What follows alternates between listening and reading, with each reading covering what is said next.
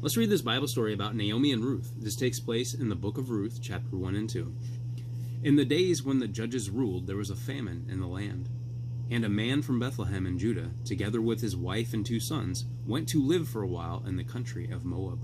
The man's name was Elimelech, and his wife Naomi. And the names of his 2 sons were Mahlon and Chilion.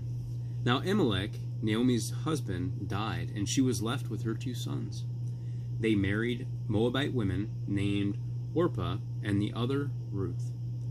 After they lived there for about 10 years, both Mahlon and Chilion also died, and Naomi was left without her 2 sons and her husband.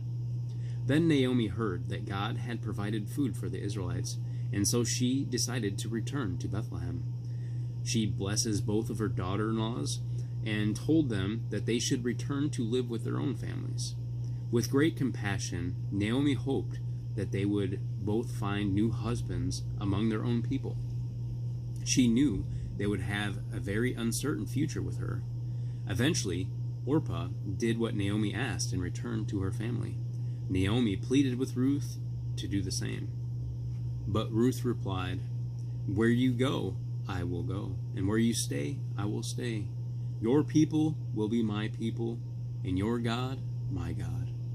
So Naomi returned from Moab, accompanied by Ruth the Moabitess, her daughter-in-law, arriving in Bethlehem as the barley harvest was beginning. Now, Naomi had a relative on her husband's side from the clan of Elimelech, a man of standing whose name was Boaz. And Ruth the Moabitess said to Naomi, "Let me go into the fields and pick the leftover grain behind anyone in whose eyes I find favor." Naomi said to her, "Go ahead, my daughter." So she went out and began to glean in the fields behind the harvesters. As it turned out, she found herself working in a field that belonged to Boaz. Just then, Boaz arrived from Bethlehem, greeting the harvesters. "Lord be with you." "The Lord bless you," they called back. Boaz asked the foreman of his harvesters, "Whose young woman is that?" The foreman replied, "She is a Moabitess who came back from Moab with Naomi."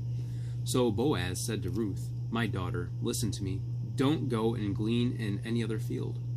Watch the field where the men are harvesting and follow along after the girls. I have told the men not to touch you. And whenever you are thirsty, go and get a drink from the water jars the men have filled.